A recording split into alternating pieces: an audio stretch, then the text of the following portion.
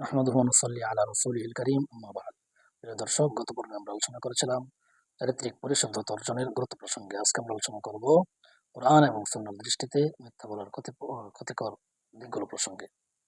মিথ্যা কথা বলা এটা একটা চারিত্রিক ব্যাধি, যার মাঝে মিথ্যা বলার প্রবণতা যত বেশি, তার চারিত্রিক অধঃপতনও ঠিক তত বেশি।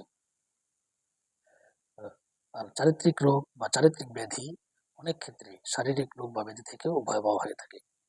কারণ শারীরিক রোগ যার রয়েছে, এর ক্ষতি কেবল সে উপভোগ করে, এর ক্ষতির সম্মুখীন কেবল সেই হয়ে থাকে। পক্ষান্তরে চারিত্রিক রোগ যার রয়েছে বা যার মাঝে রয়েছে, এর ক্ষতির সম্মুখীন সে নিজে যেমন হয়, ঠিক তদ্রুপ তার প্রতিবেশী যারা রয়েছে বা তার সমাজ ও রাষ্ট্র এর ক্ষতির সম্মুখীন হয়ে থাকে। বর্তমান সমাজে যে সকল অন্যায় অপরাধ সংঘটিত হচ্ছে, তার মূলে রয়েছে এই মিথ্যা বলার প্রবণতা এবং চারিত্রিক ব্যাধি। দিনমজুর থেকে শুরু করে রাষ্ট্রের সর্বোচ্চ নাগরিক পর্যন্ত আজকে এই রোগে আক্রান্ত। ফলে আমাদের সমাজ ও রাষ্ট্রে অন্যায় অপরাধ পাল্লা দিয়ে বাড়ছে। কোরআন এবং সুন্নাহয় মিথ্যা বলার এই প্রবণতাকে অত্যন্ত ঘৃণিতভাবে উপস্থাপন করা হয়েছে এবং মিথ্যা বলা থেকে দূরে থাকার জোর তাকিদ দেওয়া হয়েছে। যেমন পবিত্র কোরআনুল কারীমে আল্লাহ সুবহানাহু ওয়া তাআলা বলেন, লা তাকফু মা লাইসা লাকা বিহি ইলম। যে বিষয়ে তোমার জ্ঞান নেই, তুমি সে বিষয়ের পেছনে পড়ো না, অর্থাৎ অজ্ঞাতসারে কোনো কথা বলো না। অন্য এক আয়াতে আল্লাহ সুবহানাহু ওয়া তাআলা বলেন, মা ইয়ালফিযু মিন কাওলিন ইল্লা লাদাইহি রাকীবুন আতীদ। মানুষ যে কথাই বলে তা একজন সংরক্ষণকারী সংরক্ষণ করে। অর্থাৎ আমরা প্রতিনিয়ত যে সকল কথা বলছি, একজন ফেরেশতা সংরক্ষণ করে রাখছে, এবং এর প্রতিদান পরকালে আমাদেরকে দেওয়া হবে। আরেক আয়াতে আল্লাহ সুবহানাহু ওয়া তাআলা বলেন, ইন্না সামআ ওয়াল বাসারা ওয়াল ফুআদ কুল্লুন উলাইকা কানা আনহু মাসউলা। মানুষের কান, চক্ষু, অন্তর, সকল অঙ্গ প্রত্যঙ্গ সম্পর্কে তাদেরকে জিজ্ঞাসা করা হবে এবং সেই হিসাবে আমাদেরকে প্রতিদানও দেওয়া হবে। প্রিয় নবী সাল্লাল্লাহু আলাইহি ওয়াসাল্লাম হাদিসের মধ্যে বলেন, ইন্নাল কিযবা ইয়াহদি ইলাল ফুজুর। অর্থাৎ মিথ্যা পাপাচারের পথকে সুগম করে। ওয়া ইন্নাল ফুজুরা ইয়াহদি ইলান নার।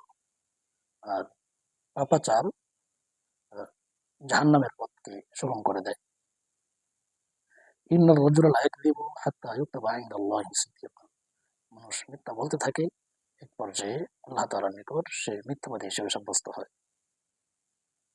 আরেক হাদিসে প্রিয় নবী সাল্লাল্লাহু আলাইহি ওয়াসাল্লাম বলেন, আরবাউন মান কুন্না ফীহি কানা মুনাফিকুন খালিসান। যার মধ্যে চারটি অভ্যাস রয়েছে, সে প্রকৃত মুনাফিক। তার মধ্যে দ্বিতীয়টি হলো ইযা হাদ্দাসা কাযাবা। যখন সে কথা বলে তখন মিথ্যা বলে। মিথ্যাবাদীকে এই হাদিসের মধ্যে মুনাফিক হিসেবে সাব্যস্ত করা হয়েছে। আর মুনাফিকের শাস্তি সম্পর্কে আল্লাহ সুবহানাহু ওয়া তাআলা কোরআন কারীমে বলেন, ইন্নাল মুনাফিকিনা ফি দারকিল আসফালি মিনান নার। মুনাফিক যারা, তারা জাহান্নামের সর্ব নিম্ন স্থানে বা সবচেয়ে নিকৃষ্ট স্থানে তারা অবস্থান করবে। এই নবী সাল্লাল্লাহু আলাইহি ওয়াসাল্লামের এই হাদিস থেকে মিথ্যা বলার যে ভয়াবহতা, সেটা পরিলক্ষিত হয়। নবী সাল্লাল্লাহু আলাইহি ওয়াসাল্লাম হাদিসের মধ্যে বলেন, ওয়াইলুল লিল্লাযী ইউহাদ্দিসু ওয়া ইয়াকযিবু লিইউদহিকা বিহিল কওম ওয়াইলুল লাহু। ধ্বংস ওই ব্যক্তির জন্য যে মানুষকে হাসা দেখিয়ে মিথ্যা বলে। আমরা প্রতিনিয়ত এই কাজটি করে থাকি, মানুষকে একটু সাময়িক হাসানোর জন্য বা তাকে মজা দেওয়ার জন্য আমরা অনেক সময় মিথ্যা কথা বলি। নবী সাল্লাল্লাহু আলাইহি ওয়াসাল্লাম এর থেকেও দূরে থাকতে বলেছেন এবং মানুষকে হাসানোর জন্য বা সাময়িক মজা দেওয়ার জন্য যারা মিথ্যা কথা বলে, তাদের জন্য তিনি ধ্বংসের বদদোয়া করেছেন। সুতরাং আল্লাহ সুবহানাহু ওয়া তাআলা আমাদেরকে সকল প্রকার মিথ্যা প্রবণতা থেকে এবং সকল প্রকার অন্যায় আচরণ থেকে, সকল প্রকার অন্যায় অপরাধ থেকে বেঁচে থাকার তৌফিক দান করুন। ওয়া আখিরু দাওয়ানা আলহামদুলিল্লাহি রাব্বিল আলামিন।